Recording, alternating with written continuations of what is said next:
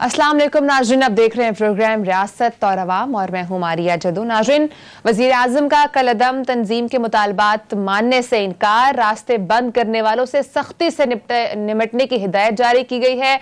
फैसला वज़ीर आज़म की ज़ेर सदारत वफाकी काबीना इजलास में किया गया है और फवाद चौधरी ने प्रेस कॉन्फ्रेंस की है और उन्होंने बताया कि रियासत की रिट कायम रखी जाएगी और TLP को दहशतगर्द तंजीम करार दिया गया है। उसके बाद वफाकी वज़ीर दाखिला शेख रशीद ने प्रेस कॉन्फ्रेंस की और पंजाब में 2 माह के लिए रेंजर्स तैनात करने का ऐलान भी किया गया है और पंजाब हुकूमत को इख्तियार होगा कि जब चाहे जहां चाहे रेंजर्स का इस्तेमाल किया जा सकेगा और इसके साथ साथ इंसदादे दहशतगर्दी एक्ट के इख्तियारात भी पंजाब हुकूमत को दिए गए हैं। नाज़रीन, इस पर बात करेंगे। इसके साथ साथ प्रोग्राम के दूसरे हिस्से में आपको बताएंगे कि हुकूमत की गैर फैसला साजी से करोड़ों रुपए का नुकसान हो रहा है। ये क्या इनसाइड स्टोरी है और इसका जिम्मेदार कौन है, प्रोग्राम के दूसरे हिस्से में बात करेंगे। और प्रोग्राम के आखिरी हिस्से में नाज़रीन, कुछ हफ्तों या महीनों के बाद हमने देखा यके बाद दीगरे पाकिस्तान के लिए कुछ अच्छी खबरें सामने आई हैं।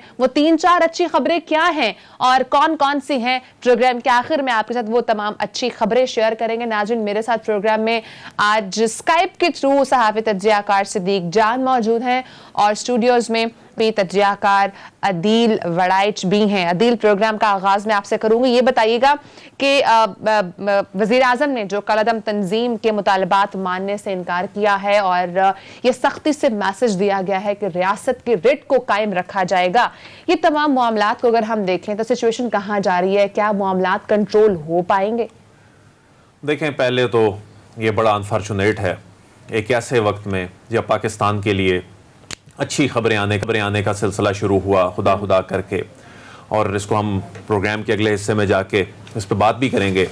और एक खुशी का माहौल मुल्क में खुदा खुदा करके बनना शुरू हुआ, तो इस तरह की एक अनफॉर्चुनेट खबरें सामने आना शुरू हो गई कि खुदा न खास्ता जो हमारे जो पाकिस्तानी भाई हैं मुसलमान, वो और जो पुलिस के साथ जो तसादुम, उसके नतीजे में हलाकतें, शहादतें और दर्जनों लोगों का ज़ख्मी होना और इस अंदाज में ख़बरों का सामने आना, ये बड़ा अनफॉर्चुनेट है।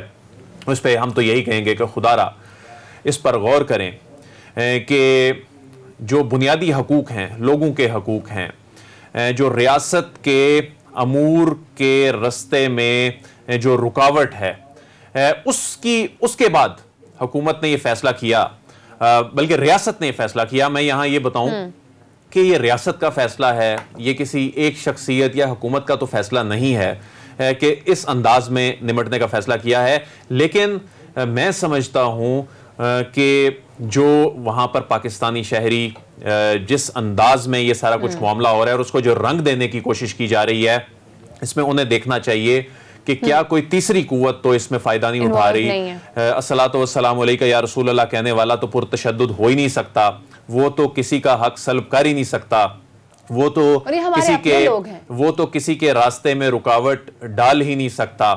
तो ये तो कॉज ही बड़ी एक अच्छी कॉज है कि मुसलमानों ने अपना पैगाम दुनिया तक मौसर अंदाज में पहुंचाना है। इसका खुदा न खास्ता ये तो मकसद होना ही नहीं चाहिए कि उल्टा उससे पाकिस्तान को नुकसान पहुंचे, खुदा न खास्ता उससे इस्लाम को नुकसान पहुंचे।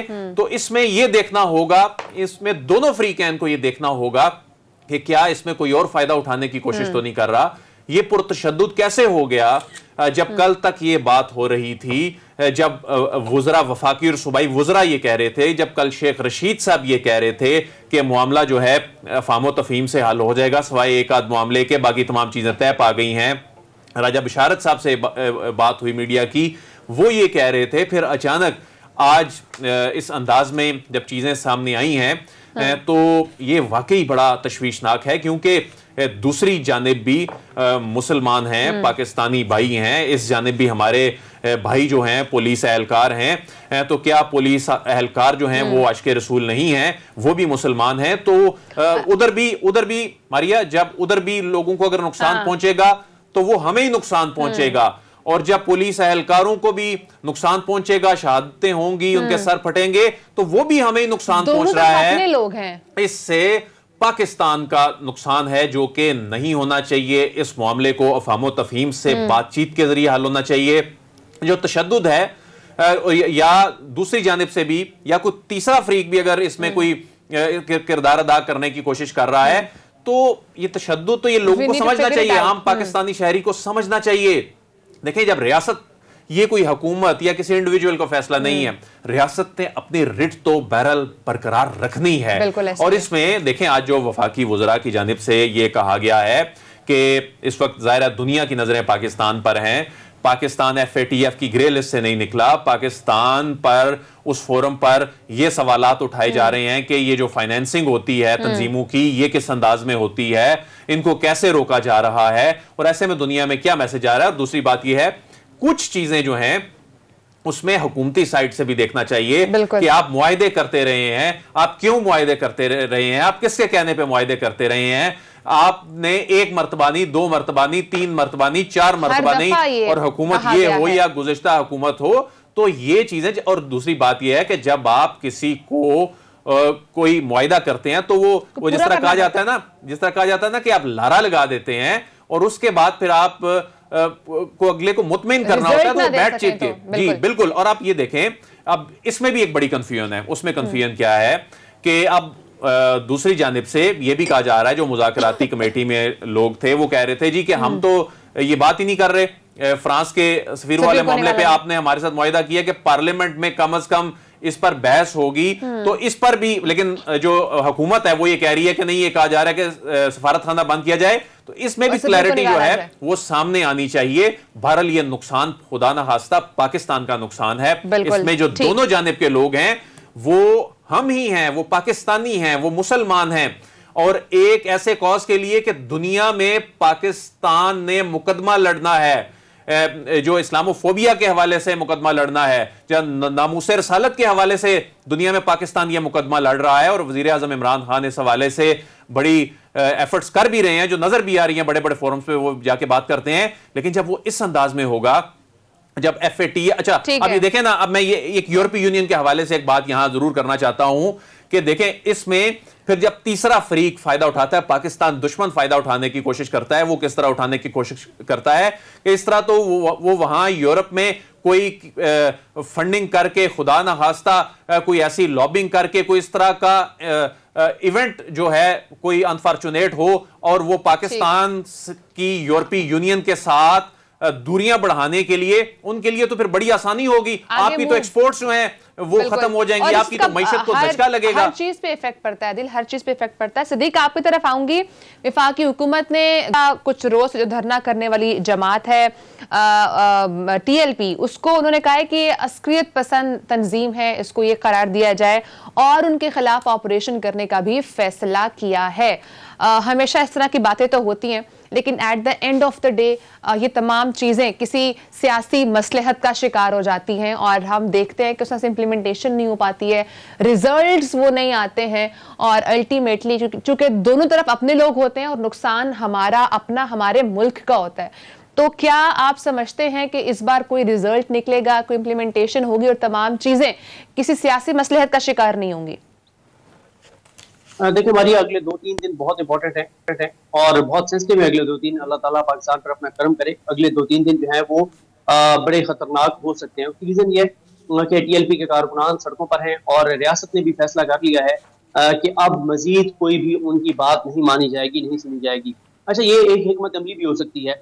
उसकी वजह हम ये देख रहे हैं कि जो TLP है उनसे कल तक तो चीजें काफी बेहतर अंदाज में आगे जा रही थी।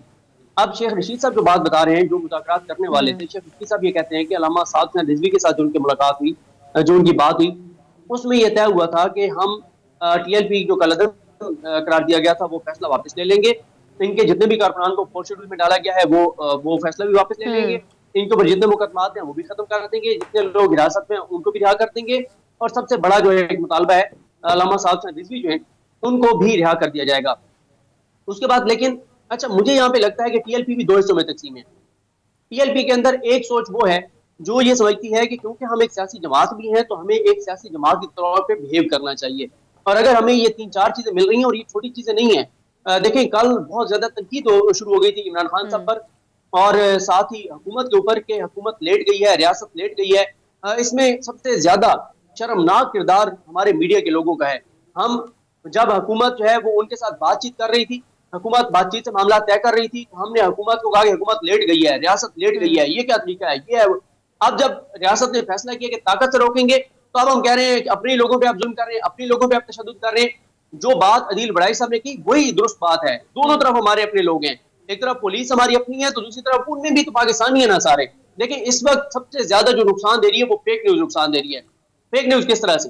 देखिए फेक न्यूज इस तरह से, एक तरफ तो ये कहा जा रहा है कि इतने लोग टीएलपी के जो है वो शहीद हो गए, ठीक है, और बड़े बड़े अफसोसनाक किस्म की बातें की जा रही हैं कि सीधी गोलियां मारी जा रही हैं और भरपूर आगे आगे और इस तरह की कैंपेन्स चला रहा है। हाँ बिल्कुल, देखें इंडियन मीडिया ने तो ये करना है। अच्छा, ये जो एक और मैं आपको बात बता दूं, देखिए रियासत को भी और हुकूमती इदारों को भी थोड़ा सा मोहतात होना पड़ेगा। इस तरह से कह देना कि इनके पीछे भारत है, इस तरह से कह देना कि इनको भारत फंडिंग कर रहा है। भाई अगर फंडिंग कर रहा है तो कल तक आपको नहीं पता था? कल तो आप इनकी सारी बातें मान गए थे, आप इनको कलअदम होने का फैसला भी वापस ले रहे थे। अब मसला वही है कि दोनों तरफ से जो है वो इस वक्त बड़े शदीद किस्म के मौक़िफ़ अपना लिए गए हैं। मेरा ये ख्याल है कि देखें टीएलपी को ये सोचना चाहिए कि आप वो एक पोलिटिकल पार्टी भी हैं। अगर उनके 4 मुतालबात थे और 3 माने जा रहे थे, उनको मनवा लेने चाहिए थे। अब मसला यह है कि वो ये कह रहे हैं कि आप जी ये अनाउंस करें कि हम जो फ्रांस का सफीर है उसको निकाल देंगे। देखिए मारिया, हम इसी प्रोग्राम में बैठ के ये बात कर चुके हैं कि ये बातें बिल्कुल अच्छी लगती हैं कि नबी करीम सल्लल्लाहु अलैहि वसल्लम की मोहब्बत में जो है हमें इस हद तक चले जाना चाहिए कि फ्रांस के सफीर को निकाल दें, जो कि शेख कहते हैं तो है ही नहीं। हम कहते हैं कि हम अमेरिका के आगे भी खड़े हो जाए, लेकिन क्या कौम इन चीजों के लिए तैयार है? क्या कौम ये कह रही है, पूरी कौम, कि जी बिल्कुल आप फ्रांस के सफीर को निकाल दें, हमारा जीएसपी स्टेटस खत्म हो जाए, हमारे ऊपर पाबंदियां लग जाए, पेट्रोल जो है वो 400 का हो जाए, डॉलर 300 पे चला जाए, कोई मसला नहीं है, हम भूखे रह लेंगे, लेकिन हम ये चीजें अफोर्ड कर सकते हैं। आप ये कर दें, क्या कौम इसके लिए तैयार है? बिल्कुल भी तैयार नहीं है। यहाँ तो 3-4 रुपए एक चीज बढ़ती है तो पूरी कौम जो है वो ऐसे कि बस अभी कभी हुकूमत को सदीक जान साहब, तो कौम इन चीजों के लिए तैयार नहीं है। सदीक जान साहब, अभी ये जीएसपी प्लस का स्टेटस जो है जो कि 2023 तक है और 2023 के बाद इसने आगे एक्सटेंड होना है, तो वो अगले जो 8-10 साल के लिए इसने एक्सटेंड होना है। जाहिर है वो पाकिस्तानी मईशत के लिए एक यानी बहुत बड़ी मंडी है ना यूरोप, और उसमें यूरोप में ये जो फ्रांस और जर्मनी, यही मेन वो ममालिक हैं जिनका इन्फ्लुएंस है ये यूरोपीय यूनियन में। अच्छा, अब इस मामले में ठीक है, अब जिस तरह वजीर आज़म इमरान खान ने कहा, एब्सोल्युटली नॉट। वजीर आज़म इमरान खान जो है वो डट कर जिस तरह बात करते हैं, जिस तरह इस्लाम का मुकदमा लड़ते हैं, और ये बहुत से मुल्कों को नागवार गुजरता है, और आप देखें सिर्फ एक एब्सोल्युटली नॉट कहने पर किस तरह पाकिस्तान की आर्म ट्विस्टिंग करने की कोशिश की गई, और उसका नतीजा ये निकल आया कि अभी आईएमएफ किस तरह क्या कर रहा है। आईएमएफ के साथ हमें कितनी मुश्किल पेश आ रही है बातचीत करने के हवाले से। वो एफएटीएफ में हमारा बाजू मरोड़ने की कोशिश कर रहे हैं बहुत से ममालिक, फिर वहां पर ये लॉबिंग करते हैं। तो ये फिर हमें फिर इन चीजों के लिए ज़हनी तौर पे तैयार भी होना चाहिए कि हमने अगर एक गैरतमंद कौम बनकर डट कर खड़ा होना है, तो फिर ये जो शिकवे हैं ना कि जी डॉलर बढ़ गया, महंगाई हो गई, फिर जी ये कैसे चल रही है मईशत। आज की मईशत जो है आप आइसोलेशन में रह के सदीक जान साहब नहीं चला सकते। आज की जो मईशत है आपकी डिपेंडेंट है, गैर मुल्की जो मार्केट्स हैं उन पर डिपेंडेंट हैं, उनकी जानिब से आपको जो जीरो टैरिफ दिए जाते हैं, इंसेंटिव्स दिए जाते हैं, उसकी बुनियाद पे तो आपकी मईशत चलती है। इंपोर्ट एक्सपोर्ट होती है तो आपकी अभी मारिया ये देख लें, अभी आपकी इकोनॉमी जो अंडर प्रेशर थी, डॉलर के मुकाबले में रुपया जो है ये अभी अंडर प्रेशर था, तो सऊदी अरब मदद को आया, उसके बाद आज रिलीफ मिला ना। तो अब फिर हम एक आम पाकिस्तानी, अदील आप हमारी जो अच्छी खबरों वाला चंक है थोड़ा सा खराब करें, लेकिन आम पाकिस्तानी की मैं बात कर रहा हूं। आम पाकिस्तानी, जिस तरह सदीक ने भी कहा कि हम ये कहते हैं कि हम फलां मुल्क के सामने भी खड़ा हो जाएं, उसका सफारतखाना बंद कर दें, लेकिन आम पाकिस्तानी के समझने के लिए ये बात बड़ी जरूरी है कि आपका जो मुल्क है उसकी मईशत जिस अंदाज में चल रही है, आप इस अंदाज में खड़े हो रहे हैं और हो भी रहे हैं। ये नहीं है कि नहीं हो रहे, ये एब्सोल्युटली नॉट वही था ना। अब उसके बाद आप फिर उसका नतीजा भुगतने की जब बारी आती है तो कहते हैं कि जी ये क्या हो रहा है। तो सदीक जान साहब इस हवाले से भी फिर तैयार रहना चाहिए। बिल्कुल, देखें अदील वैसा मैं बिल्कुल यही कह रहा था। देखें टीएलपी को करना क्या चाहिए, टीएलपी एक पॉलिटिकल पार्टी भी है ना, हुकूमत ने कहा कि हम आपका कलदम का स्टेटस खत्म करते हैं, वो खत्म करवाते, इसी बुनियाद पे इलेक्शन लड़ लेते कि जी कौम हमें वोट दे, हमें मेजोरिटी दे, हम हुकूमत बनाएंगे और हम यहाँ ये सफारत खाने बंद कर देंगे, कौम उनको वोट देती है तो वो ये आके और इम्प्लीमेंट कर देते हुकूमत में आके। मेरा ये ख्याल है कि अगर हुकूमत इन 3 चीजों पे मान गई थी, उनको ये 3 चीजें ले लेनी चाहिए। और मैंने आपको बताया कि असल में मसला टीएलपी के अंदर है। अब टीएलपी के अंदर 2 ग्रुप बन चुके हैं। एक ग्रुप है जो पॉलिटिकल सोच रखने वाला है, वो कहता है कि जी बिल्कुल आप मनवा लें। दूसरा मजहबी, शदीद मजहबी, यानी वो भी मजहबी हैं जो पॉलिटिकल एक, लेकिन उनके अंदर पॉलिटिकल मेच्योरिटी भी है। लेकिन दूसरा जो ग्रुप है वो कहता है कि नहीं, जब तक ये ऐलान नहीं करते कि फ्रांस से सफीर को हम निकाल रहे हैं तब तक हमें वापस नहीं जाना चाहिए। तो ये सोच बिल्कुल ठीक नहीं है। रियासत को फिर एक कोशिश करनी चाहिए बातचीत की, बातचीत के दरवाजे बंद नहीं होने चाहिए और कोशिश यही होनी चाहिए कि अल्लाह ताला अपने करम करे, कोई जानी नुकसान नहीं होनी चाहिए इधर से उधर से, क्योंकि इससे नुकसान पाकिस्तान का नुकसान है। ये नुकसान जो दोनों तरफ से किसी का भी नुकसान होगा, ये हमारा डायलॉग की तरफ इस वक्त जाना चाहिए अकॉर्डिंग टू सिद्दीक। और मेरे ख्याल से मसले का हल तक मुज़ाकरात नहीं होंगे, बातचीत से मसला हल नहीं होगा। तो किसी भी तरफ से अगर नुकसान हो तो नुकसान हमारे मुल्क का है। नाज़रीन, ब्रेक का टाइम है, ब्रेक के बाद नाज़रीन बात करेंगे कि हुकूमत की गैर फैसला साजी की वजह से जो रोजाना करोड़ों रुपए का नुकसान हो रहा है, कहां पर हो रहा है और उसका जिम्मेदार कौन है। ब्रेक के बाद आपके साथ इनसाइड स्टोरी शेयर करेंगे, साथ ही रहिएगा।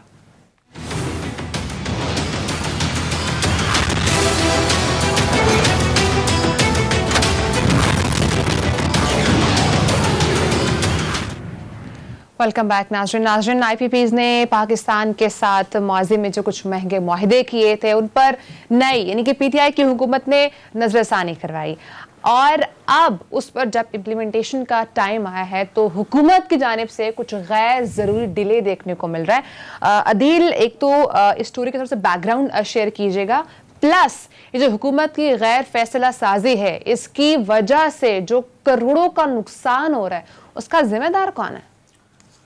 देखें, ये बड़ी अजीब बात है कि हुकूमत को जिस चीज़ का क्रेडिट लेना चाहिए था, अगर उसने इन 3-3.25 सालों में अच्छे काम कोई किए हैं तो उनमें सबसे अच्छा काम जो था आईपीपीज़, यानी एक जानिब आप किफायत शहरी की मुहिम चला रहे हैं, दूसरी जानिब ऐसी लीकेजेस हो रही हैं, अरबों रुपए का कौमी खजाने को हर महीने नुकसान हो रहा था और उस नुकसान को रोकने के लिए आपने एक ऐसा काम किया जो पाकिस्तान की तारीख में नहीं हुआ था।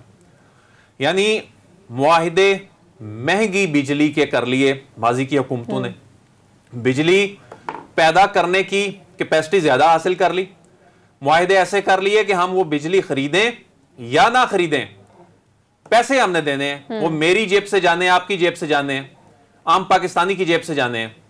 अब इन मुआहिदों पर नजरसानी करवाई, उन आईपीपीज को मजबूर किया। ये बहुत बड़ा काम था हुकूमत का। कुल 47 आईपीपीज थे, इनमें 20 आईपीपीज जो थे वो 1994 की पॉलिसी के थे और ये 4000 मेगावाट बिजली के कारखाने थे। इनमें से जो 2002 की पावर पॉलिसी है उसके 11 ये कारखाने थे और बाकी जो थे वो 16 के करीब रह जाते हैं, वो विंड एनर्जी और दूसरे वो कारखाने थे। अब 20 कारखाने जो हैं ये और 11 कारखाने, 20 के हवाले से अदायगियां हो गई। कौन सी अदायगियां थी? मुआहिदे ये हुए कि आपने जो हमारे साथ मुआहिदे किए इन पर नजरसानी करें। इनके साथ मुआहिदे थे कि डॉलर्स में पाकिस्तान देगा इनको रकम।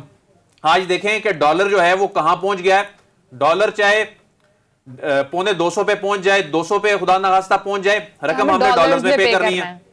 इन मुआहिदों में कहा गया कि ये फिक्स की जाए पाकिस्तानी रुपीज में रकम, वो 147 पे फिक्स की गई और देखें कि आज डॉलर कहां पहुंच गया और हमने रकम वो फिक्स की हुई। कितना फायदा हुआ कि वो जो 20 कारखाने थे उनकी अदायगियां जब शुरू हो गई, मुआहिदों पर अमल दरामद शुरू हो गया। मारिया, एक्स्ट्रा पेमेंट थी वो, ये वाजिबुल अदा पेमेंट थी जो हमने इनके देने थे, लेकिन मुआहिदे की शर्त ये थी कि आप हमें पहले हमारे पैसे तो दें तब हम इस पे आगे चलेंगे।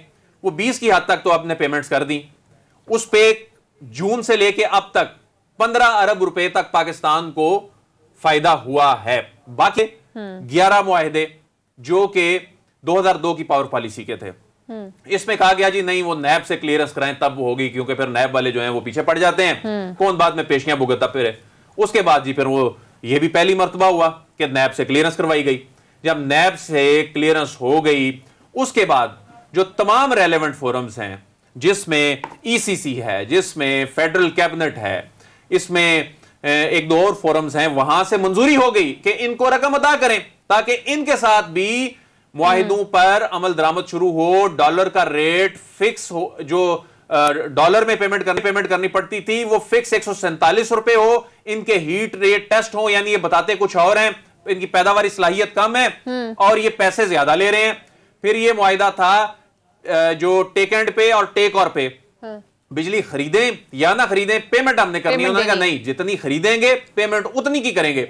अब ये अरबों रुपए का इंपैक्ट है और इसका कुल मिला के इंपैक्ट 836 अरब रुपए है जो ये नजरसानी इन मुआहिदों पर हुई है। इसकी इंप्लीमेंटेशन की सूरत में ये बहुत बड़ा काम था इस हुकूमत का, मतलब बच रहा है। ये बाबर याकूब फतेह मोहम्मद साहब और उनकी टीम ने जिस अंदाज में ये काम किया है, एक तो हुकूमत इसको उस अंदाज में कैश ही नहीं करा सकी। चले कैश कराना तो एक अलग पॉलिटिकल मामला है ना, इस पर इम्प्लीमेंट आपने फैसला किया है। एक जानिब आप चंद लाख रुपए की ऑस्टेरिटी करके, बचतें करके मीडिया पर उसकी तशहीर करने की कोशिश करते हैं, देखें जी हमने ये कर दिया, हमने वो भैंसें बेच दी, हमने गाड़ियों को ये कर दिया। दूसरी जानिब इतनी बड़ी लीकेज है। अच्छा, ये लीकेज कैसे हो रही है? 28 सितंबर को मंजूरी दे देती है फेडरल गवर्नमेंट, 28 सितंबर को कि फेडरल गवर्नमेंट मंजूरी दे देती है कि इनको रकम, इन बाकी 11 को भी रकम रिलीज कर दी जाए। अच्छा, अब 28 सितंबर से लेकर आज तक की तारीख में आप देख लें कि 1 महीने तक वजारत खजाना ने इनको रकम रिलीज नहीं की। एक जानिब आप कह रहे हैं हमको फायदशारी कर रहे हैं, लाखों रुपए, हजारों रुपए बचा के उसका क्रेडिट ले रहे हैं। दूसरी जानिब आप ये कर रहे हैं कि रोजाना करोड़ों रुपए की लीकेज हो रही है क्योंकि मुआहदे पे अमल दरामद ही नहीं हो रहा। ना तो वो डॉलर का रेट वो जो पाकिस्तानी रुपए में फिक्स हुआ है, ना वो हीट टेस्ट हो रहे हैं। फिर एक और इसमें मामला था कि 56 अरब रुपए की एक डिस्प्यूटेड अमाउंट थी जो हमने इनको ज्यादा अदा कर दी हुई थी। ये मान गए थे कि हम वापस करने के लिए तैयार हैं, इसके लिए आर्बिट्रेशन में मामला जाएगा। उस मामले पे इंप्लीमेंटेशन रुक गया है। तो वो गैर फैसला साजी है ये हुकूमत के जो मुतलका वजारतें हैं, जो सबसे अहम वजारत है वजारत खजाना, उसकी जानिब से जो डिले की वजह की कोई समझ नहीं आ रही। वो टीमें भी हैरान है जिन्होंने मुआहदे किए। और अभी इसमें मैं एक और चीज भी ऐड करूंगा कि अभी देखें कि रिसेंटली क्या हुआ, DGISI का जो नोटिफिकेशन का जो मामला था, 6 तारीख को, 6 अक्टूबर को जब एक चीज की अनाउंसमेंट हो जाती है और उसके बाद 20 दिन लगा दिए गए इस मामले को हल होने में। हालांकि आप खुद कह रहे थे कि इस मामले में कोई मसला नहीं है, इसको इस अंदाज में हल होना है, और उसके बाद 20 दिन लगा दिए गए। अच्छा, इसमें भी चले कोई नहीं, शुक्र है खुदा करके ये मामला हल हुआ। उसके बाद आपने अगले महीने की 20 तारीख तक अहम जो तकर्रुर तबादले हैं, उनकी जो अहम जो बड़ी जिनकी इंपॉर्टेंस है, जिन कोर्स की बड़ी इंपॉर्टेंस है, जिन इदारों की बड़ी इंपॉर्टेंस है, उन तकर्रुर तबादलों का जो मामला है वो अगले मजीद 3 हफ्तों से ज्यादा वक्त के लिए आपने उनकी इंप्लीमेंटेशन को इस तरह मुतासिर कर दिया है। तो यानी मुल्क के अहम फैसलों में इस तरह की फैसला साजी जब होगी, जब इस अंदाज में आप अपने किए हुए फैसलों पर सही तरह से अमल दरामद नहीं कर सकेंगे, कौमी खजाने को इस तरह नुकसान नहीं पहुंचेगा, और जो अहम नेशनल सिक्योरिटी के मामलात में इस तरह की फैसला साजी होगी, तो फिर पता नहीं किस तरह मामलात चलेंगे अब, और किस तरह चल रहे हैं ये आपके सामने ही है, किस तरह तमाशा बना रहा है 2-3 हफ्तों से। और अब जिस तरह सिचुएशन हैंडल नहीं हो रही वो भी एक बहस है। सिद्दीक, आपकी तरफ आऊंगी, ये बताएगा जिस तरह से पाकिस्तान तहरीक इंसाफ बार बार ये बात करती थी कि हुकूमती खजाने को नुकसान पहुंचाया जा रहा है, फिर जब इस IPPS के मुआहदे पर जब एक नजरसानी करवाई गई और हमने देखा कि बहुत बड़ा फायदा भी हो रहा था इसको पाकिस्तान को, लेकिन फिर भी उस पर इंप्लीमेंटेशन नहीं करवा पा रही है, आप इस डिले की क्या वजह समझते हैं? इसका जिम्मेदार कौन है? और जो ये बात की जाती थी पाकिस्तान तहरीक इंसाफ की जानिब से कि हम हुकूमती खजाना का ख्याल रखेंगे, उसका फिर क्या होगा? देखिए, ये दिल वैस साहब ने जैसे बताया कि कितना नुकसान हो रहा है। अब ये तो देखना पड़ेगा कि इसकी वजह ब्यूरोक्रेटिक हर्डल्स हैं या जो मिनिस्टर साहब हैं वो वजह है, कौन वजह है? देखें, ये जो IPPS का वाला मामला है, ये इतना सादा मामला नहीं है, इसके पीछे बहुत पावरफुल लोग हैं। और जिस तरह से ये मुआहदे किए गए, आप अगर इनको देखें, जब ये जिस तरह से मुआहदे हुए और जिस तरह से इसमें सबसे ज्यादा पाकिस्तान को नुकसान हुआ, डॉलर्स में आपने मुआहदे किए और डॉलर्स में पे होता था, कैपेसिटी चार्जेस के मद में दिए जाते थे पैसे। और कैपेसिटी चार्जेस में देखें कि एक बिजली घर है, वो बिजली पैदा कर रहा है या नहीं कर रहा, आप उसे खरीद रहे हैं या नहीं खरीद रहे, आपने उसको एक सर्टेन अमाउंट देनी है। और फिर उसके बाद आप ये भी देखें कि इसमें जो अभी यही इनके अपने मिनिस्टर जो हमें बताते रहे, जो मीडिया पे आकर बताते रहे कि पाकिस्तान की जरूरत अगर 25 से 27-28 हजार मेगावाट है, तो जो प्लांट लगा दिए गए, जो बिजली घर लगा दिए गए मुस्लिम लीग नून के दौर में, वो 40 से 50 हजार मेगावाट के हैं। और जो ऊपर के आपने नहीं खरीदनी या नहीं खरीदनी है, नहीं खरीदनी, आपने पैसे देने ही देने हैं। तो ये बड़ा एक चैलेंज है हुकूमत के लिए। आईपीपीज वाला भी, सर्कुलर डेट वाला भी, सबसे ज्यादा पाकिस्तान को नुकसान इन दो चीजों पे हो रहा है। और पाकिस्तान में महंगाई की सबसे बड़ी वजह ही आपकी बिजली है। आप देखें, आपकी बिजली महंगी होती है तो आपके जो है वो हर चीज आपकी महंगी हो जाती है। आपकी इंडस्ट्रीज देखें, आप फैक्ट्रीज देखें, हर जगह के ऊपर तो आपकी बिजली इस्तेमाल हो रही है, गैस इस्तेमाल हो रही है, गैस आपको इम्पोर्ट करनी पड़ती है। चले बिजली घर तो आपने यहाँ पे लगा ली। तो ये बड़ा एक इंपॉर्टेंट मामला है मेरे ख्याल इमरान खान साहब को और कंसर्न लोगों को इस मामले को देखना है। इसमें एक चीज और भी ऐड करना चाहूंगा। ये आजकल ब्यूरोक्रेसी ने भी काम ना करने का एक और बहाना पकड़ लिया है। वो जी हम ये करेंगे तो नैब पकड़ लेगा। इससे पहले तो कभी नैब ने इससे पहले तो कभी हमने नहीं सुना था, सवाए एक आध ब्यूरोक्रेट के जिनके बड़े पैमाने पर जिनके मसाइल थे, नैब ने कौन से ब्यूरोक्रेट्स को पकड़ा है? और अब ये बहाना जी नैब करेगा। अब तो ऑर्डिनेंस भी अमेंड कर दिया है, ऑर्डिनेंस में अमेंड करके नैब को टूथलेस कर दिया गया है कि शायद अब ये काम करने लग पड़े। लेकिन ये अच्छा बहाना है जी। अच्छा, फिर ये अब ये सदीक जान साहब, ये जो 11 आईपीपीज का मामला था, इन 11 आईपीपीज के मामले में जब ये मामला नैब के पास गया तो नैब ने कहा हम कैसे, एक काम हुआ ही नहीं तो उस पे पहले मोहर तस्दीक सब्त कर दें, हम इसकी तौसीक कैसे कर दें? इसके बावजूद उनको रिक्वेस्ट की गई कि मेहरबानी करें आप कर दें, ये जो बहुत बड़ी कॉज है, इससे कौमी खजाने को नुकसान पहुंचेगा। इसके बावजूद उन्होंने कर दी। अब उसके बाद भी नैब ने क्लियर कर दिया ये रकम 1 महीने से अदा नहीं हो रही और ये मेरी आपकी आम पाकिस्तानी की जेब से ये रकम जा रही है, ये मैंने आपने अदा करनी है, ये आम पाकिस्तानी ने अदा करनी है। तो ये अब ब्यूरोक्रेसी के पास क्या बहाना रह गया? एक तो अवाम पर बहुत सारे टैक्सेस भी डाले जा रहे हैं, लेकिन जो मुआहदे हुकूमत खुद कर रही है उन पे भी इम्प्लीमेंटेशन नहीं हो रही है। नाज़रीन, ब्रेक का टाइम है। ब्रेक के साथ मौशी मैदान से, क्रिकेट के मैदान से कुछ अच्छी खबरें शेयर करेंगे, साथ ही रहेगा।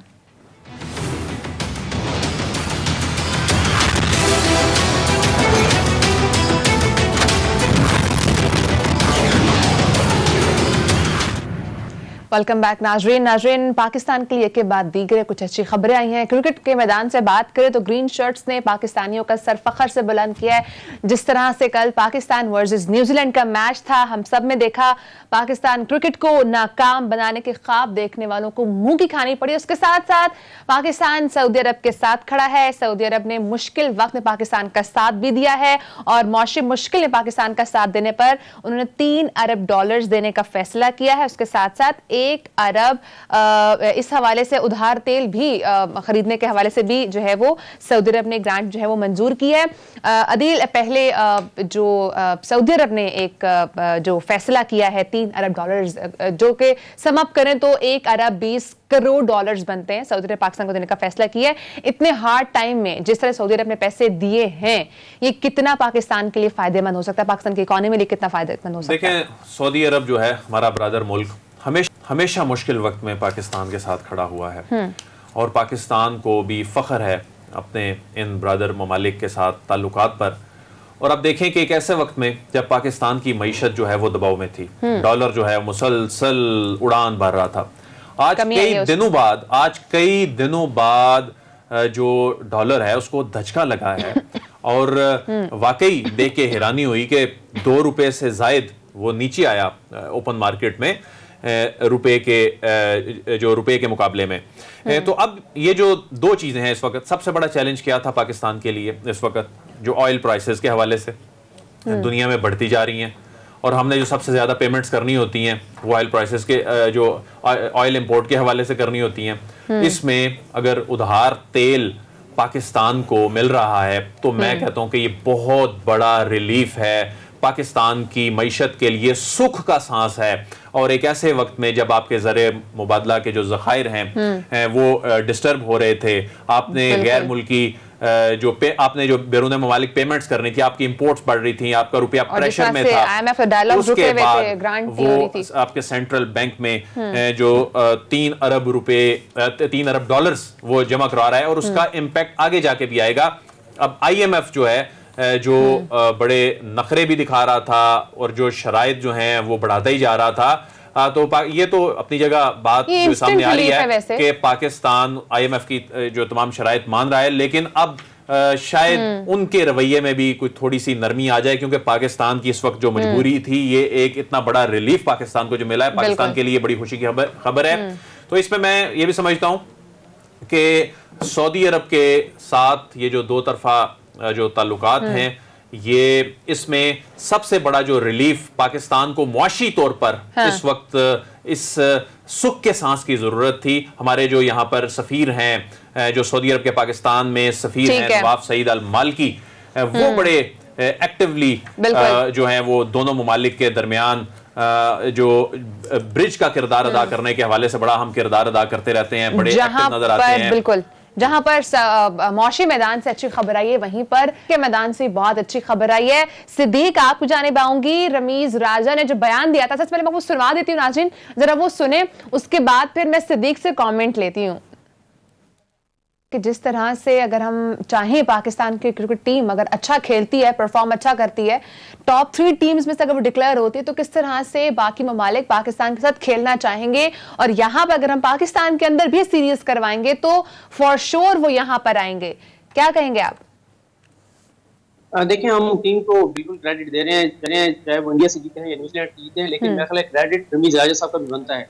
जब से रमीज राजा साहब आए हैं और जाहिर है आते ही उनको एक बड़ा चैलेंज मिला, जिस तरह से न्यूजीलैंड की टीम वापस गई, इंग्लैंड ने आने से इनकार किया, तो लीडरशिप बहुत मैटर करती है। जिस तरह से वो टीम को लीड कर रहे हैं, उनको बता रहे हैं और उनका मोरल जो है वो अप कर रहे हैं, तो ये क्रेडिट मेरा ख्याल है रमीज राजा साहब का भी है।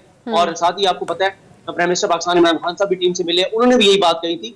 और जो रमीज राजा साहब है उनको भी क्रेडिट हमें देना चाहिए। और जैसे उन्होंने कहा था कि हमारा अब टारगेट 3 टीमें हैं, 2 को तो अल्हम्दुलिल्लाह हमने शिकस्त दे दी है, भारत को और न्यूजीलैंड को, अब तीसरी रह गई है इंग्लैंड। अगर उनसे हमारा टकराव होता है तो इंशाल्लाह उनको भी अगर हम शिकस्त देते हैं तो मैं समझता हूँ कि फिर पाकिस्तान को मजीद खुशी मिलेगी। अभी तक तो पाकिस्तान अल्हम्दुलिल्लाह, अभी तक तमाम पाकिस्तानी अल्लाह ताला के फजल करम से बहुत खुश है। और आज हमने इसलिए बयान चलाया रमीज राजा साहब का कि रमीज राजा साहब को भी क्रेडिट देना चाहिए, जिस तरह से वो एग्रेसिव थे और टीम को बता रहे थे कि अब 22 करोड़ पाकिस्तानियों की जो इज्जत है वो आपके हाथ में, आपने जीत के और पाकिस्तानियों की जो वो लाज है वो रखी और टीम ने लाज रखी अल्लाह ताला के फजल करम के साथ। लेकिन इसके साथ सिद्दीक, आप कितना इंपॉर्टेंट समझते हैं जिस तरह से सिक्योरिटी की बेस बनाकर न्यूजीलैंड की टीम पाकिस्तान से गई, तो कितना ये जो स्पोर्ट्स हैं वो सिक्योरिटी से लिंक करती हैं?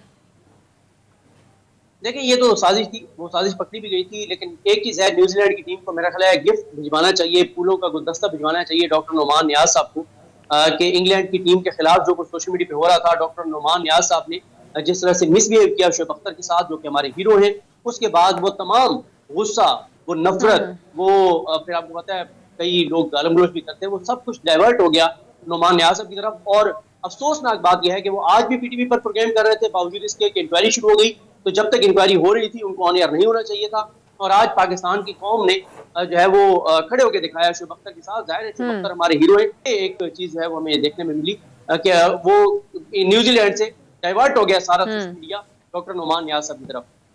बिल्कुल, और जिस तरह से आखिरी चंक में नाज़रीन आपसे साथ पाकिस्तान के लिए कुछ अच्छी खबरें जो आती वो शेयर करनी थी, मज़ीद भी कोशिश हमारी होती है कि अपने प्रोग्राम में वो एक मुस्बत साइड पाकिस्तान की जो नहीं दिखाई जाती वो अपने प्रोग्राम में दिखाएं। नाज़रीन, टाइम ख़त्म हो चुका है, इंशाल्लाह आपसे कल मुलाकात होगी। अपना बहुत सारा ख्याल रखिएगा। अल्लाह हाफ़िज़।